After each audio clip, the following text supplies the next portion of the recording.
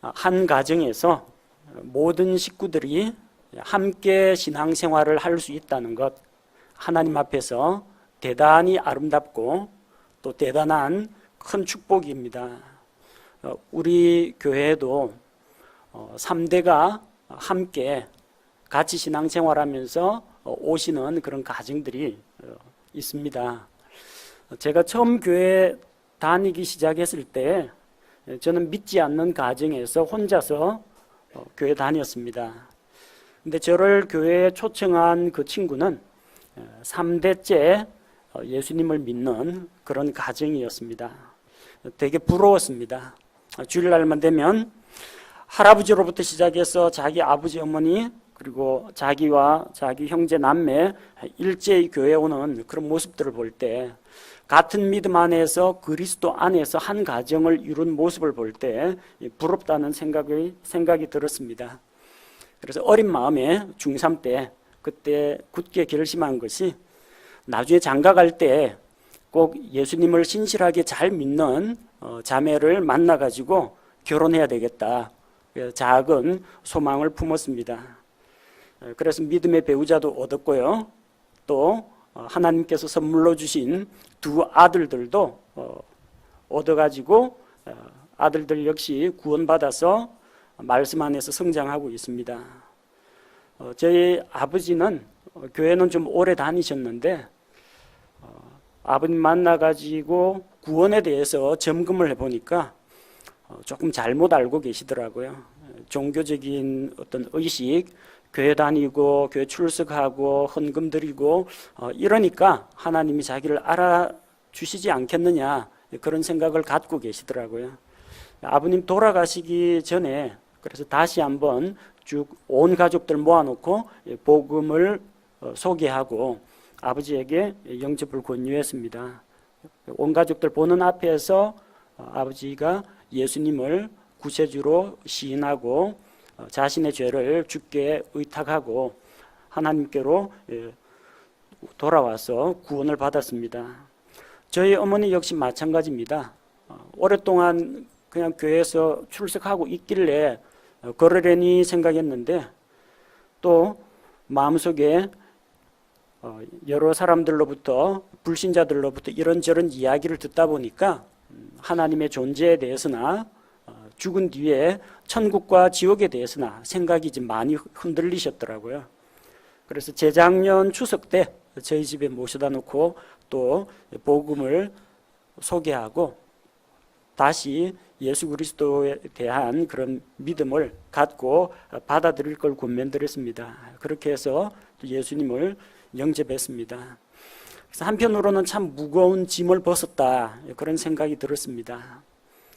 나중에 가족들이 누구는 천국으로 누구는 지옥으로 각각 이렇게 갈라지게 된다면은 얼마나 마음속에 큰 슬픔이 될까, 큰 후회가 될까, 그런 생각을 했는데 하나님께서 복음의 말씀을 통해서 이런 짐을 벗게 해주셨습니다.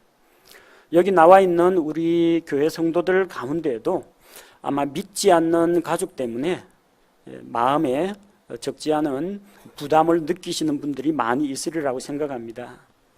반평생을 함께하는 자기 남편이나 아내가 예수 그리스도를 믿지 않는다면 살아있는 동안에는 자주 가정 불화나 의견 대립이 일어날 테고, 죽어서는 서로 정반대의 길로 갑니다. 구원받은 혼은 하늘나라로 갈 테고 구원받지 못한 혼들은 지옥으로 들어가게 되는 것입니다. 또한 믿는 형제와 믿는 자매가 결혼을 했는데 그 가운데에서 태어난 이 아들, 딸들이 아직까지 예수 그리스도를 받아들이지 않았을 때 그 부모님 마음은 얼마나 또 안타깝겠습니까? 그래서 그 때문에 애를 태우시는 분들이 많이 계신 줄로 압니다. 혹은 연세가 많으신 그런 부모님, 혹은 죽음을 앞두고 요양병원에 입원해 있는 이런 일가 친지를 두신 분들, 아마 당장 발등에 불입니다. 언제 언제 죽음을 맞이할지 모르는데 그들이 하루라도 빨리 예수 그리스도를 통해서 구원을 받기를 갈망하는 분들이 많이 있으리라고 생각합니다. 그래서 오늘 본문 말씀을 사도행전 16장 29절에서 34절에 나오는 온 가족이 구원을 받은 한 사례를 본문 말씀으로 채택을 했습니다. 우리 구원받은 그리스도인들은 예수 그리스도의 복음을 이 세상 모든 사람들에게 전달할 그런 의무를 가지고 있습니다. 할 수 있는 대로 많은 사람들에게 이 생명의 복음을 전해야 합니다. 그 중에서도 가장 중요한 것은 우리 가족들입니다. 자기가 구원을 받았다면 자기 주변에 있는 가족들에게 관심을 쏟아야 됩니다. 우리에게 있어서 가장 가깝고 소중한 사람들이기 때문입니다. 또 우리가 가장 자연스럽게 일상생활 가운데서 쉽게 만날 수 있는 그런 사람들이기 때문입니다.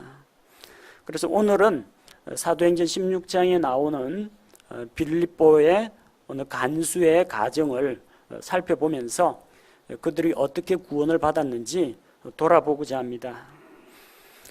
바울과 실라는 마케도니아 지방에서 으뜸 가는 도시 빌립보에 들어갔습니다. 빌립보에서 복음을 전하는데 마침 옷감 장수를 하고 있는 루디아라는 여자를 만났습니다. 그가 바울이 전하는 말씀을 받아들였습니다. 그래서 자기 집으로 초대를 해서 루디아의 일가족이 다 말씀을 듣고 구원을 받았습니다.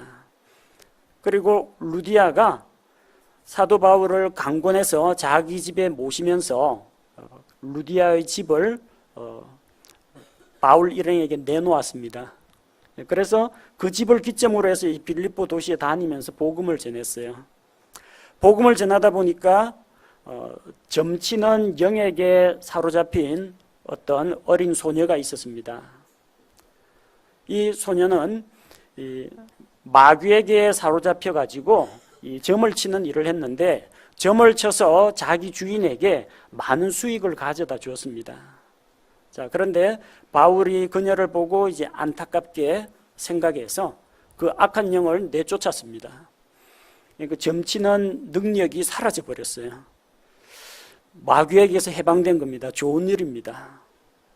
또 점치는 일로 사악한 방법으로 돈을 벌었는데 이제 돈의 노예에서도 해방이 되었습니다.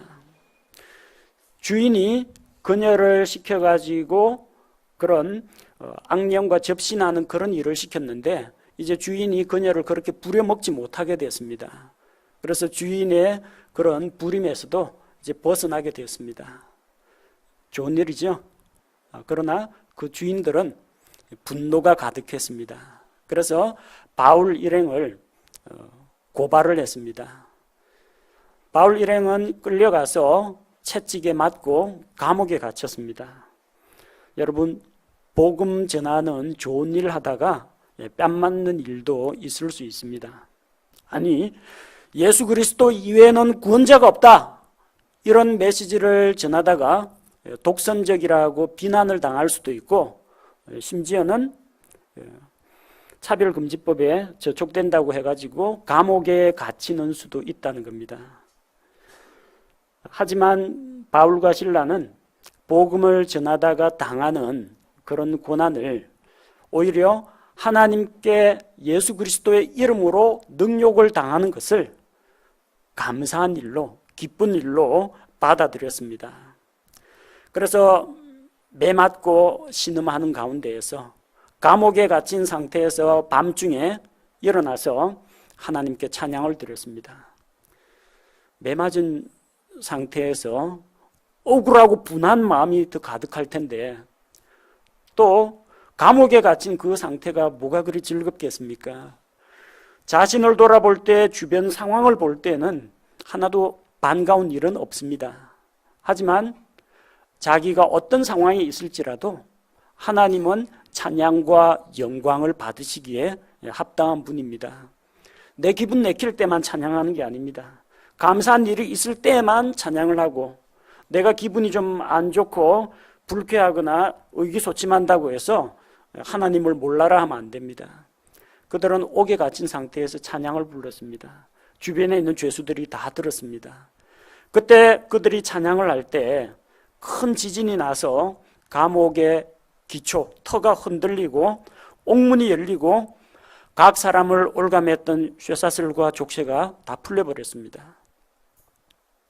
그래서 간수가 지진이 난 것처럼 땅이 흔들리니까 깜짝 놀라서 보니까 문들이 다 열려 있어요. 죄수들이 도망했다고 생각했습니다. 당시 법에 의하면은 자기가 전쟁포로나 죄수를 맡았는데 이걸 놓치거나 하면요, 자기 목숨을 대신 내놔야 됩니다. 그래서 이 사람은 책임감이 투철했던지 자기가 자살하려고 했습니다. 자결하려고 하는데 바울이 내 몸을 상하게 하지 말라 하면서 그를 제지했습니다. 우리가 달아나지 않았다. 다 여기 있다고 했습니다. 그래서 29절에 보니까 간수가 바울과 실라에게 나아옵니다. 그들이 감방 안에 있는 바울과 실라에게 간수가 찾아갑니다. 원래 죄수가 감방 안에 있어야 되고 간수는 바깥에 있어야 맞습니다.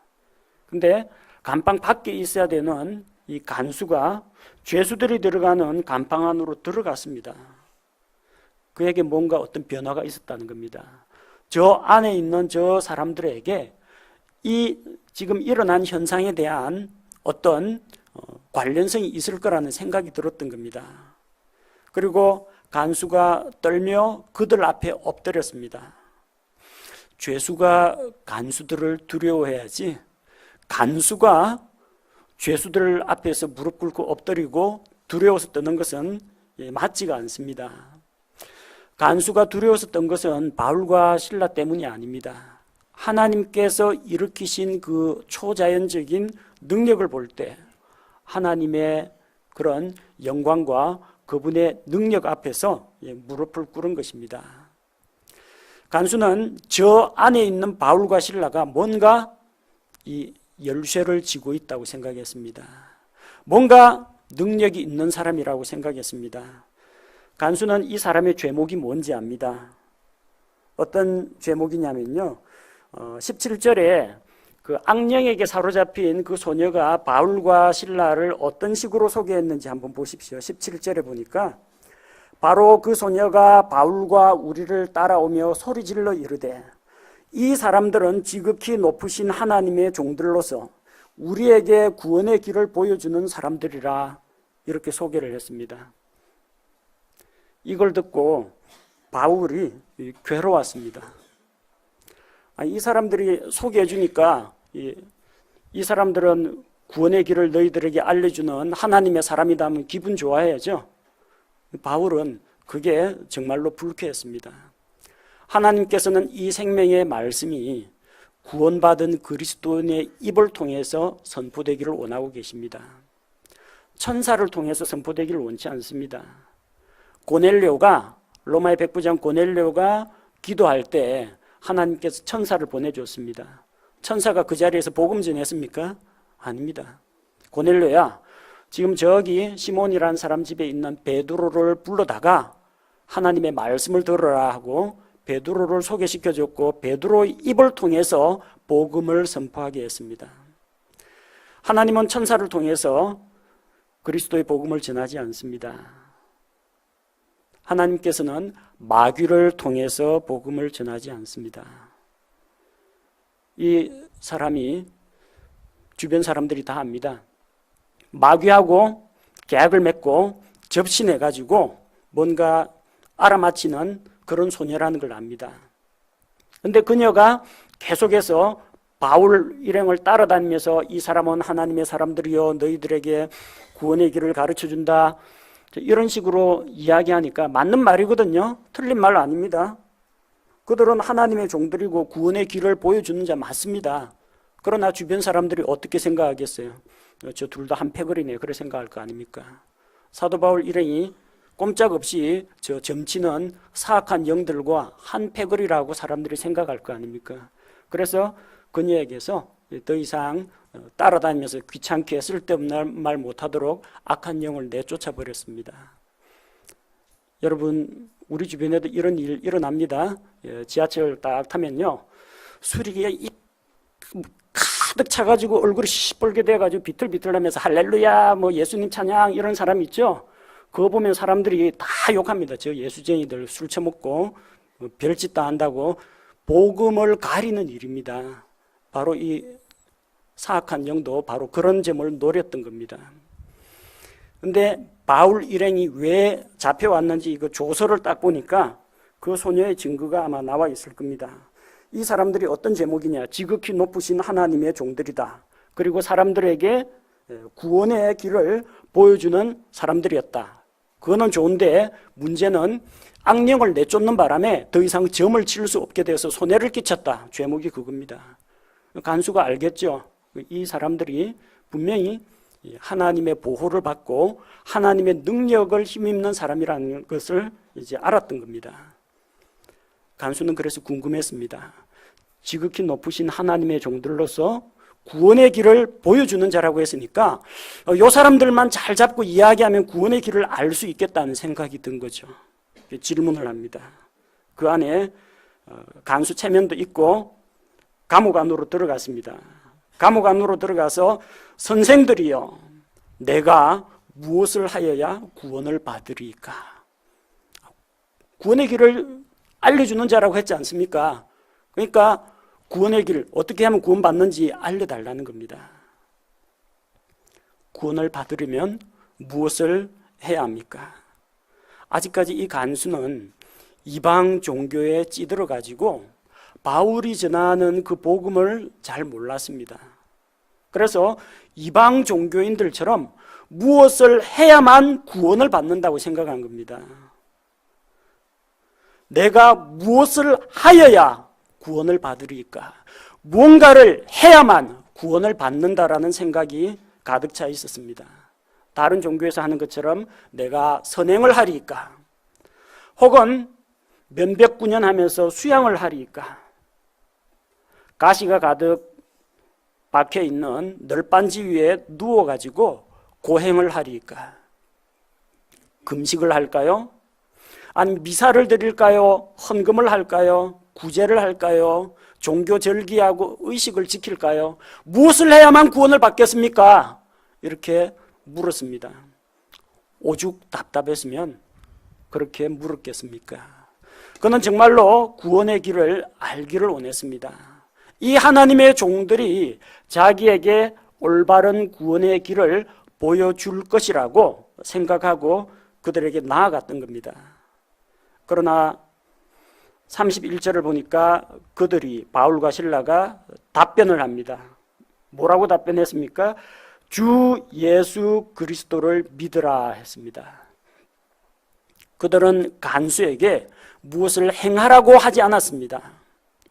이 세상에 있는 종교들은 종교의 계율을 지키라고 합니다.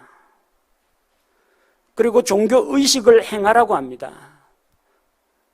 혹은 그 종교단체에 나와가지고 꼬박꼬박 출석을 하라고 합니다. 거기서 교주가 이야기하는 대로 시키는 대로 수행을 하고 연보를 하고 종교의식을 해야만 구원을 받는다고 가르칩니다. 구원을 받으려면 무언가를 해야 하는 것이 아닙니다. 우리의 행위로는, 선행으로는 결코 구원을 받을 수가 없습니다.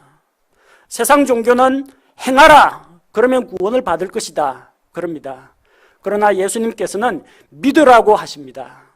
행하는 것은 예수님께서 다 행하셨습니다. 예수님께서 33년 반 동안의 그 전생애를 통해서 하나님의 말씀을 온전히 지키셨습니다.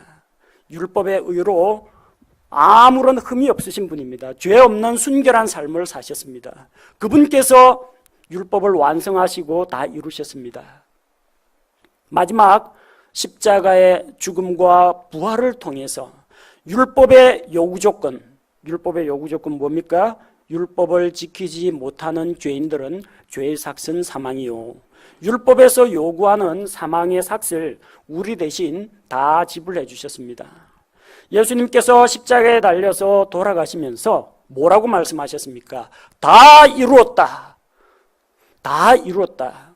모든 것은 예수님께서 다 이루셨습니다.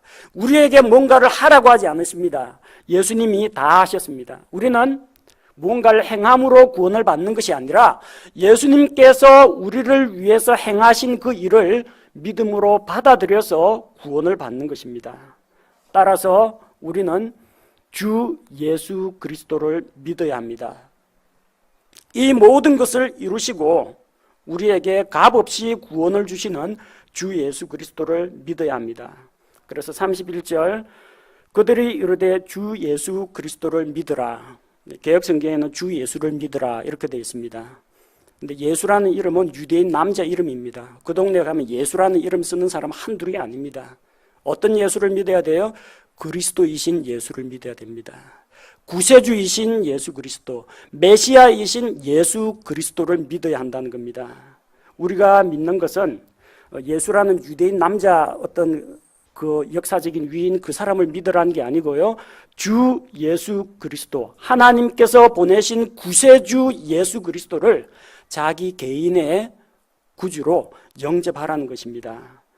그렇게 할 때 그리하면 내가 구원을 받고 내 집이 받으리라. 너와 내 집이 구원을 받으리라가 아닙니다. 내가 구원을 받고 내 집이 구원을 받습니다. 일단 그 예수 그리스도를 믿는 자는 내가 구원을 받고 그 사람이 구원을 받습니다. 그 사람이 구원받았다고 해서 그 집안 식구가 단체로 구원을 받는 것은 아닙니다. 내가 구원을 받고 그 다음 차례는 그의 가정이라는 이야기입니다. 왜냐하면 구원받은 자는 자기 가족들에게 관심을 가지고 복음을 전하기 때문입니다. 그래서 32절에 주의 말씀을 그와 그의 집에 있던 모든 사람에게 말하니라. 간수에게만 복음을 전해서 구원받고 집안 식구는 도매값으로 같이 구원받은 거 아닙니다. 그와 그 집에 있는 모든 사람이 주의 말씀을 들었습니다.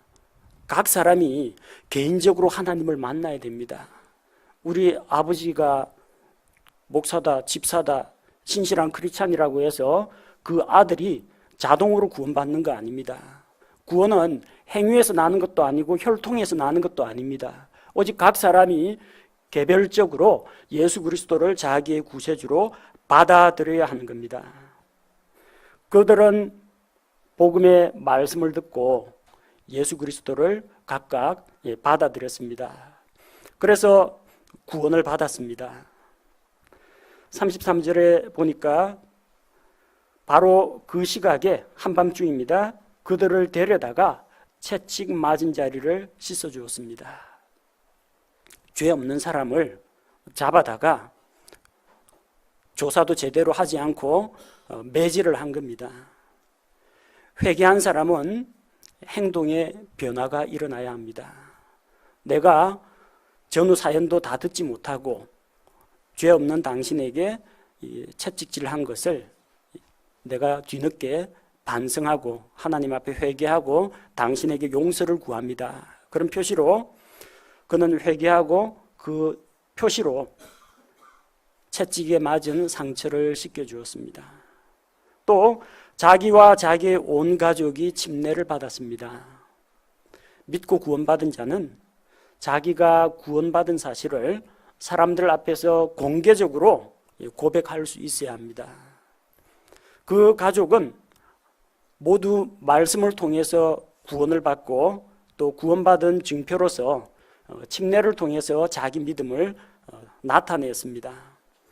그리고 34절에 그들을 데리고 자기 집에 이르러 그들 앞에 음식을 차려주며 자기의 온 집과 함께 하나님을 믿고 기뻐하였다고 했습니다.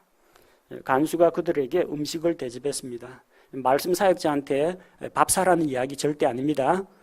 이 사람들은 감옥에 끌려와 가지고 수감이 되었고 또 채찍에 맞고 피로가 쌓인 그런 상태입니다. 그들을 불쌍히 여겨가지고 간수가 식사를 대접한 겁니다. 회개한 자는 이렇게 행동의 변화가 뒷받침돼야 됩니다. 온 집안 식구가 하나님을 믿고 기뻐하였다고 했습니다. 얼마나 기쁘겠습니까? 그동안 간수는 죄인들만 상대했습니다. 끌려오는 거 보면 지금 도둑놈, 요 사기꾼, 이게 뭐 문제가 돼가지고 오니까 뭐 폭력배 다 해가지고 하도 죄인들을 많이 봤습니다. 근데 뭘 못 봤어요? 자기가 하나님 앞에서 죄인이라는 거는 꿈에도 생각지 못했던 거죠.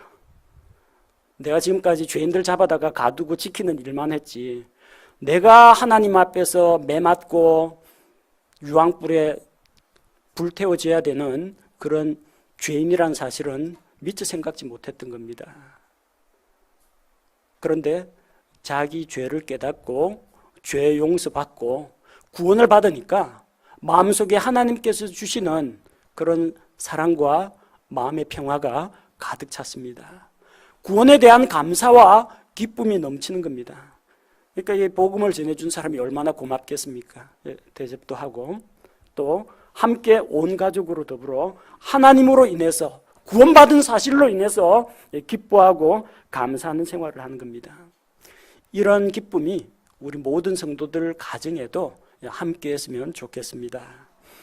근데 사실 자기 가족들에게 복음을 전하는 게 그리 만만한 일이 아닙니다. 쉽지가 않아요. 제가 중3 때 처음 예수님을 믿고 나서 가족들의 구원의 문제에 대해서 관심을 가졌습니다. 나는 구원받아서 천국에 가는데 구원받지 못한 우리 가족은 어떻게 되는가? 어떻게 되겠냐? 지옥 가죠.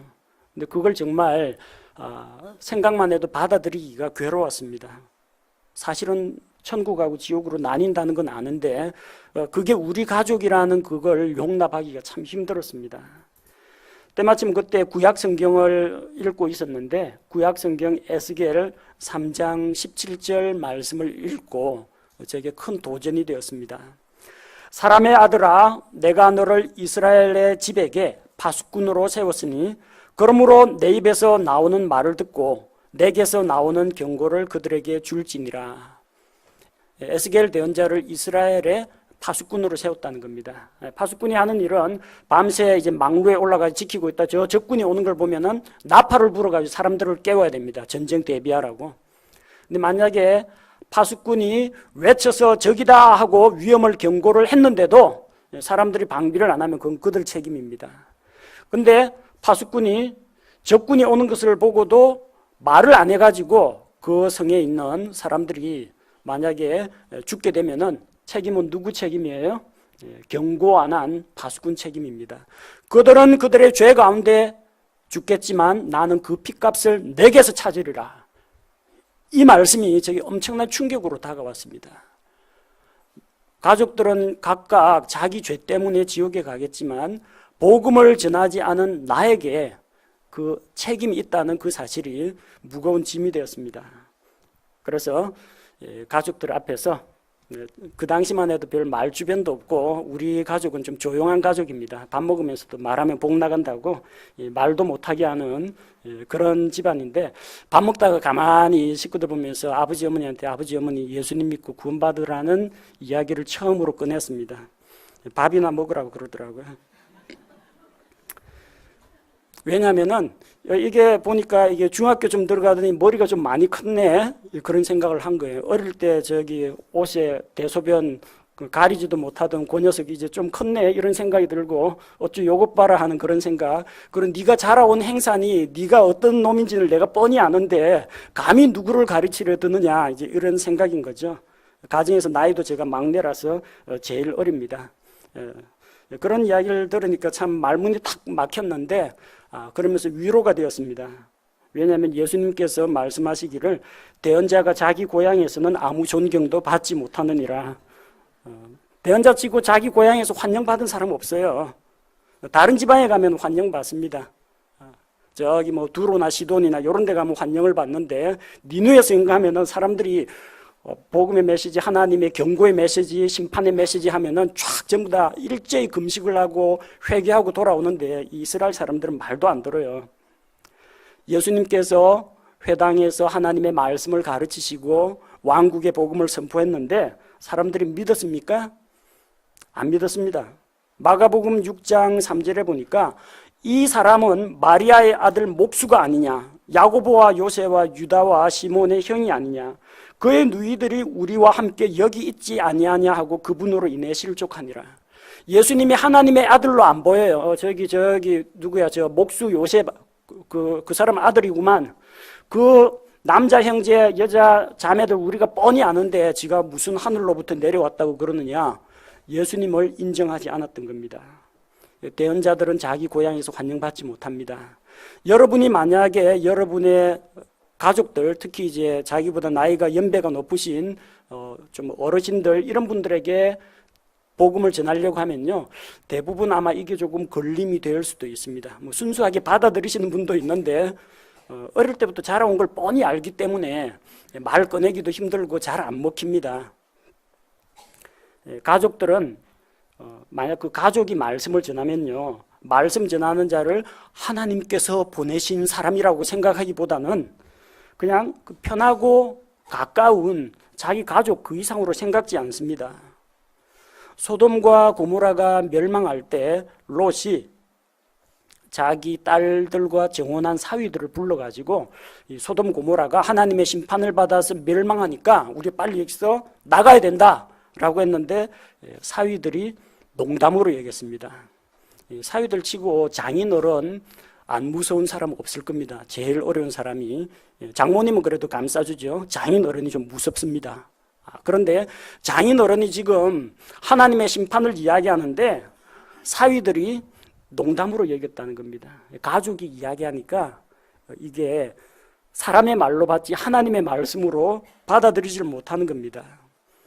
예수님 가족도 예외 아닙니다. 요한복음 7장 5절에 보니까 이는 그분의 형제들도 그분을 믿지 아니하였기 때문이더라.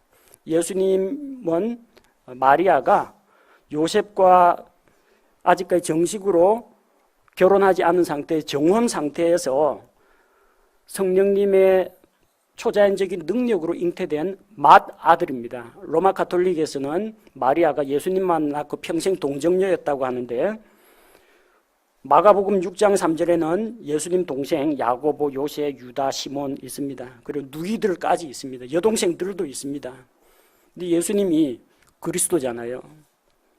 성경에 예언된 대로 오신 하나님의 아들이시잖아요. 근데 그 밑에 자기보다 나이도 어리고 그런 동생들, 남동생, 여동생 다 있는데 그분의 형제들도 그분을 믿지 아니하였기 때문이더라. 안 믿었어요. 나중에 예수님께서 십자가에서 죽으시고 부활하시고 승천하신 이후에 다락방에 모여가지고 같이 기도할 때 그때 보면 예수님 가족들도 함께 하고 있는 걸 볼 수가 있습니다. 또 예수님의 동생 야고보와 요한, 그 야고보 말고요, 세베대의 아들 야고보 말고 예수님의 동생 마리아에게서 난 동생 야고보서의 기록자입니다. 나중에 자기 형님으로 알고 있던 그분을 하나님의 아들 그리스도로 받아들인 겁니다. 예수님도 그 가족들 불신자였어요, 한때는. 여러분, 낙심하지 마십시오. 예수님도 자기 가족 다 구원 못했습니다. 그때까지만 하더라도, 요한복음 7장 5절 요 때만 하더라도 예수님 형제들 불신자였어요.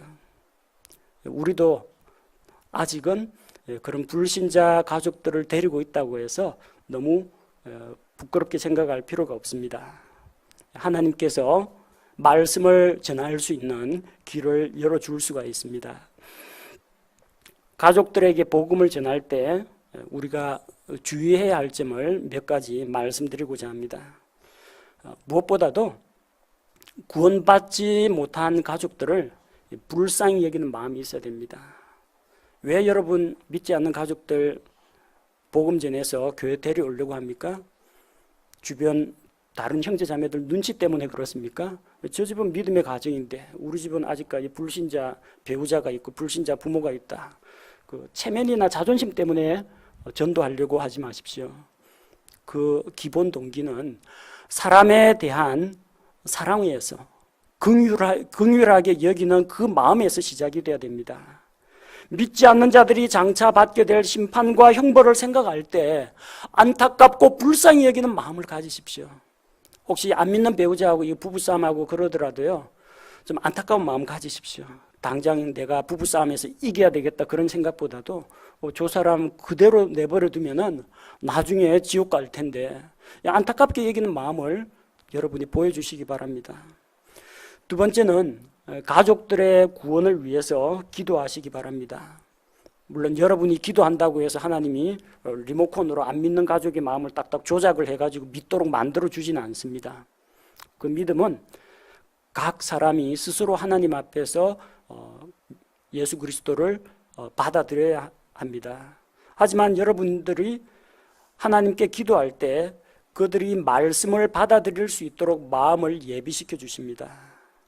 하나님께 기도하십시오. 제가 우리 가족들과 하나님에 대한 이야기를 식탁에서 좀 꺼낼 수 있도록 분위기 좀 만들어 주십시오. 영원한 생명과 구원에 대해서 말할 수 있는 기회를 주십시오. 혹은 이 가족들이 하나님을 만날 수 있는 어떤 계기를 좀 마련해 주십시오. 복음을 전할 기회를 주십시오. 하나님께 기도로 준비하시기 바랍니다. 그 다음에는 가족들의 신뢰를 얻으시기 바랍니다. 부모님에게 효도하십시오. 자녀들에게 사랑을 보이십시오. 그리고 아내나 남편, 안 믿는 아내 남편이라고 할지라도 섬김을 베푸십시오. 그래서 자기가 그리스도인이라고 하면서 삶에서 나타나는 그런 행실이 엉망이라면은 예수님 믿겠는데 네 보니까 도저히 예수는 못 믿겠다. 이런 말이 좀 안 나왔으면 안 나오도록 좀 하시기 바랍니다. 그리스도인으로서 하나님 앞에서 그리스도인다운 선한 간증을 드러내십시오. 물론 여러분의 선행이 그 사람을 구원하는 건 아닙니다. 그러나 그렇게 해서 그들의 마음을 얻어야 됩니다. 얘가 예수님 믿고 교회 다니더니 공부도 더 열심히 하고 부모님에게 인사성도 바르고 뭔가 달라졌네. 아니, 우리 부인이, 우리 남편이 예수님 믿더니 뭔가 그래도 좀 달라졌네. 이런 고백이 나올 수 있어야 됩니다. 그들로 하여금 너의 선한 행실을 보고 하늘에 계신 너희 아버지께 영광을 돌리게 하라. 여러분이 선한 간증을 드러낼 때 그게 다 예수님에게, 하나님에게 돌아간다는 겁니다. 그리고 네 번째로는 너무 첫 숟가락에 배부르려고 하지 마십시오. 보통 이 복음 전하는 분들이 자주 그런 생각을 갖는데 단번에 끝장을 내고자 하는 그런 기질들이 다 있습니다. 내가 딱 한 번에 딱 복음 전해가지고 이번에 확 믿어야 된다. 지나가는 사람에게는 그럴 수가 있습니다. 거리 전도하면서 전도지 나눠줄 때는 딱 복음을 전해가지고 강하게 권면하고 그가 받아들일 것을 도전할 수가 있는데, 그런데 가족들은 날마다 봐야 되거든요. 가족들에게 그 앞에 가족들 데려다 일사천리로 복음을 전하고 예수님 믿으시오 했는데 만약 못 믿겠다 하고 거절하면 어떡하시겠습니까? 그 다음부터는 참 그게 난감해집니다. 왜? 전에 한번 복음을 들었기 때문에 복음을 또 소개하기가 약간 머쓱해집니다. 나 지난번에 다 들었잖아. 전에 안 한다고 했잖아. 왜 또 그래 하면서 재차 거절이 나올 가능성이 있습니다. 그리고 그 입에서 한 번이라도 거절의 말이 떨어지면요, 그 다음에도 거절의 말이 나오기가 쉽습니다. 그러니까 단숨에 뿌리 뽑으려고 하는 그런 성급한 마음은 되도록이면 갖지 마십시오. 가족의 상태를 봐가면서 천천히 가십시오. 처음에는 하나님이 있는지 없는지 일단 그거부터 인정을 해야 됩니다. 하나님이 계시다고 생각하느냐, 자, 하나님이 계심을 믿느냐, 요거부터. 하나님이 존재도 안 믿는데 하나님의 아들 예수 그리스도의 십자가는 어떻게 믿겠습니까? 그 다음 두 번째, 왜 믿어야 됩니까? 죄 문제. 죄 문제를 먼저 다뤄주십시오. 하나님 앞에서 죄인인지 아닌지. 죄인이라는 걸 알아야만 구원자가 필요하지 않겠습니까? 나는 법 없이도 사는 사람이다. 나는 죄 안 지었다.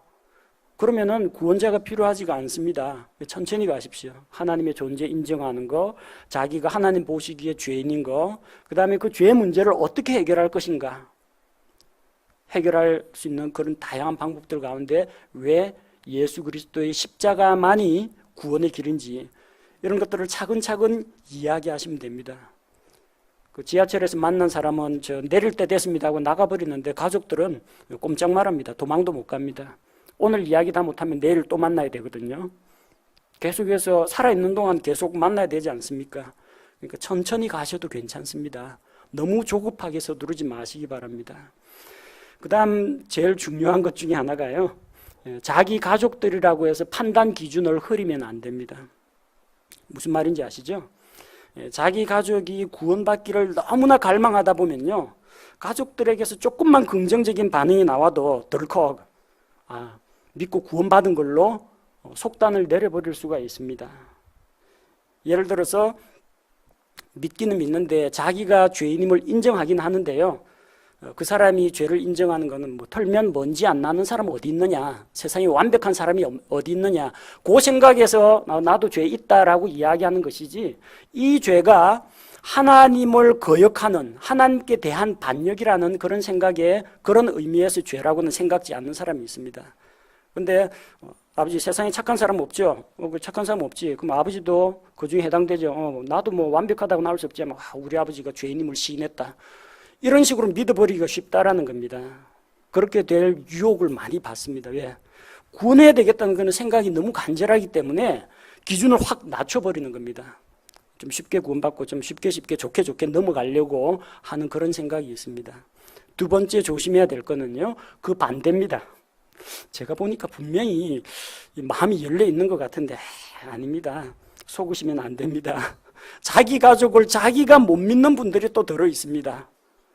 가족이 믿겠다고 하는데도 혹시나 이게 어떤 분위기에, 아니면은 그때 잠깐 그런 생각이 들어서 그러는 것이지, 정말 그 사람이 진심으로 예수님을 믿겠다고 한 것인지 긴가민가해가 의심이 생겨가지고 좋은 기회인데도 오히려 자기 가족에 대해서 너무 짜게 평가를 해가지고 이 사람 아직까지 구원받으려면 한참 멀었습니다, 이런 식으로 낮게 평가해버리는 경우도 있다는 겁니다. 자기 가족일 경우에는 구원하기를 너무 갈망하면요, 기준을 확 낮춰버리고요, 또 이 사람이, 자기 가족이 구원을 받고자 하는데 만약에 이 사람이 첫 단추를 잘못 꿰면 어떡하냐, 덜컥 구원받는다라고 했는데 만약에 나중에 아닌 것이 드러나면 어떡하냐 하는 그런 생각 때문에 커트라인을 너무 높게 잡아버리는 수도 있다는 겁니다. 그래서 그런 유혹에 빠지지 않도록 조심하셔야 됩니다. 가족들을 구원으로 인도하는 구체적인 방법에 대해서 말씀드리겠습니다. 첫 번째는 자기가 직접 복음을 전하는 겁니다. 마가복음 5장 19절에 보니까 마귀들에게서 노연한 어떤 사람이 있습니다. 그는 예수님을 따라가려고 했는데 예수님께서 그를 돌려보냈습니다. 집으로 내 친지들에게 돌아가 주께서 너를 위해 얼마나 큰 일들을 행하시고 너를 불쌍히 여기셨는지 그들에게 고하라. 너 이제 구원받지 않았느냐? 이제 다음 차례는 누구냐? 내가 구원을 받고 또 내 가족이 구원을 받으리라. 집으로 돌아가서 예수님 제자로 따라오는 것도 좋은데 일단 집으로 돌아가서 너 가족들에게 이 놀라운 소식을 전하라는 겁니다. 요한복음 1장 40절에서 42절을 보니까 안드레가 예수님을 만났습니다. 돌아가서 자기 형제 베드로에게 우리가 성경에 기록된 메시아 그리스도를 만났다 하면서 소개합니다. 그래서 베드로를 데리고 옵니다. 이렇게 자기 가족들에게 직접 전하는 것도 좋습니다. 근데 가족들에게 전하려고 하니까 아까처럼 대언자가 자기 고향에서는 환영을 받지 못한다고 했죠. 그럴 때는 초청을 하십시오. 와서 보라. 성경에 그런 사례가 나옵니다. 요한복음 1장 46절에 보니까 빌립이 나다나엘에게 이야기하는데 나다나엘이 받아들이지 않습니다. 아이 저 산동네 나사렛에서 뭐 대단한 게 나오겠느냐. 그러니까 그럼 너 직접 와서 봐라. 직접 와서 예수님 만나보라고 합니다. 와서 보라 하고 초청을 하십시오. 요한복음 4장 29절에 사마리아의 우물가에서 예수님을 만난 어떤 여인이 있습니다. 그녀의 부도덕한 행실은 동네방네 소문 다 퍼졌습니다. 알만한 사람 다 압니다. 그런데 그 여자가 성경은 잘 모르고 어쨌든 하나님의 아들 메시아는 만났는데 할 말이 없죠. 동네 사람들에게 가서 지금까지 내가 행한 모든 일을 내게 말한 사람을 보라. 이분은 그리스도가 아니냐 하고 사람들을 불러 모읍니다. 자기는 전달할 능력이 없습니다. 와서 내가 만난 예수님을 너희도 한번 만나보라고 하는 겁니다. 와서 보라라고 전해하셔도 괜찮습니다.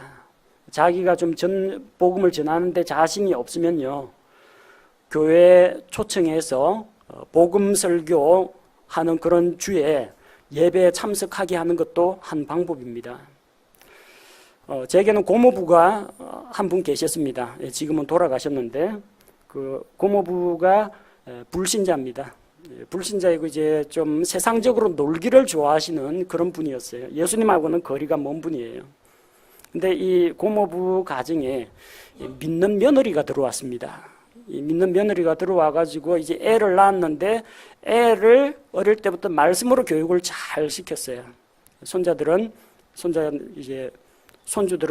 교회 가서 주일학교 다니면서 이제 성경 말씀을 배우는 거예요. 근데 하루는 이 손주가 와가지고 할아버지요, 내 소원이 하나 있는데요. 할아버지한테 말해봐라. 뭐든지 다 들어줄게. 그러니까 나 데리고 교회 좀 가주이소. 할아버지 교회 갔으면 좋겠습니다. 그래가지고 복음 전한 것도 아니에요. 애가 천국 지옥 이런 걸 어디서 들었는지 얘가 눈물 뚝뚝 흘리면서 할아버지도 나하고 같이 교회 갔으면 좋겠어요 하니까 그리고 그거 교회 가는 거 어려운 일 아니니까 일주일에 1시간만 가면 되니까 오냐? 그럼 내가 할아버지 손잡고 교회 가자 해가지고 그 애 데리고 교회 갔다. 그 주일학교 끝나려면 이제 또 예배 마쳐야 되죠. 오전 예배 마쳐야 되니까 앉아가지고 설교는 또 다 들었어요. 그래 다니다 보니까 믿음이 들어갔어요. 구원받았어요. 교회에서 장로가 됐어요. 그래서 참 신기한 게 어린아이와 젖먹이의 입으로 하나님께서 권능을 세우셨습니다. 그 조그만 어린 손주의 말에 복음도 아니고 교회 좀 같이 가자라는 그 말에 할아버지가 혹해가지고 다니다가 그리스도인이 된 겁니다. 그런 일들이 일어날 수가 있습니다. 데려와가지고 말씀도 잘 안 듣고 그냥 졸고 딴짓을 하더라도 일단 데려오십시오. 가랑비에 옷 젖습니다. 촉촉하게 하나님의 말씀이 배에 들어가가지고 흠뻑 젖을 수가 있습니다. 콩나물 시루에 물 주면요, 밑으로 100% 다 빠집니다. 근데 그 와중에 옆에 스쳐가는 그 물줄기 맞고 콩나물이 쑥쑥 자랍니다. 하나님의 말씀은 헛되지 않다는 겁니다. 그렇게 자연스럽게 말씀을 대할 수 있는 기회를 만들어 주시기 바랍니다. 전도지, 책자 이런 거 읽을 거리 나눠주는 것도 괜찮습니다. 안 믿는 가족들이 있는 데서 보란 듯이 스마트폰 꺼내가지고 설교 방송 딱 틀어놓고 식사 시간에 그거 들으면서 밥 먹어도 됩니다. 시끄럽다고 끄라고 하기 전에는 그렇게 해가지고 간접적으로 좀 말씀을 좀 듣도록 그런 환경을 만들어 주시기 바랍니다. 가족들하고 차 타고 좀 장거리 여행할 때 설교 CD 우리 교회에서 제작한 거 있습니다. 그거 꽂아놓고 심심하니까 한번 들어보라고 하십시오. 이제 그만 듣자 끄라고 하는 거 좀 꺼주시고요. 차 안에서 설교 방송 틀면은 차에서 내리겠습니까? 어쩌겠습니까? 꼼짝없이 적어도 몇십 분 동안은 들어야 됩니다. 그렇게 간접적으로 듣게 하는 방법도 있습니다. 또 그런 방법 이외에 또 다른 걸 쓰고 싶다. 말씀을 전할 사람을 초청하시기 바랍니다. 사도행전 10장에서 고넬료는 자기 친족들과 친구들을 다 불러 모으고 베드로를 초청해서 말씀을 들었습니다. 여러분이 자신이 없으면 목사도 있고요, 우리 집사님들도 있고 소모임 리더들도 있고 여러분하고 같이 교회에서 교제하는 형제 자매들이 있습니다. 식사 시간에 가정 방문 형식으로 혹은 병원에 입원했을 때 문병 형식으로 자연스럽게 만나가지고 안부 묻고 간증 나누고 복음을 전할 수 있는 그런 자리를 만들어 보시기 바랍니다. 방법은 여러 가지가 있습니다. 근데 방법이 중요한 게 아닙니다. 하나님은 아주 미약하고 보잘것없는 방법이라도 우리가 정말로 복음에 대한 열정으로 불타오르고 혼을 구원하고자 하는 그런 사랑하는 마음이 있으면은 그 작은 방법일지라도 하나님께서 사용해 주시는 겁니다. 여러분, 사랑하는 가족들, 비록 믿지 않는다고 할지라도 그 사랑하는 가족들에게 제일 큰 선물이 무엇이겠습니까? 예수 그리스도를 믿고 구원받아 영원한 생명을 얻는 것 아니겠습니까? 사랑하는 가족들을 위해서 기도하고 자기 자신을 준비시키고 복음을 전하시기 바랍니다. 자기가 할 수 있는 분은 직접 복음을 전하셔도 좋고, 교회로 초청을 해서 설교를 듣게 하셔도 좋고, 복음 전도자에게 부탁을 하셔도 좋습니다. 부디 이 빌립보 간수의 가정처럼 온 가족이 예수 그리스도를 믿고 구원받아 큰 기쁨이 넘치는 그런 가정을 이루시기를 우리 주님의 이름으로 간절히 축원합니다.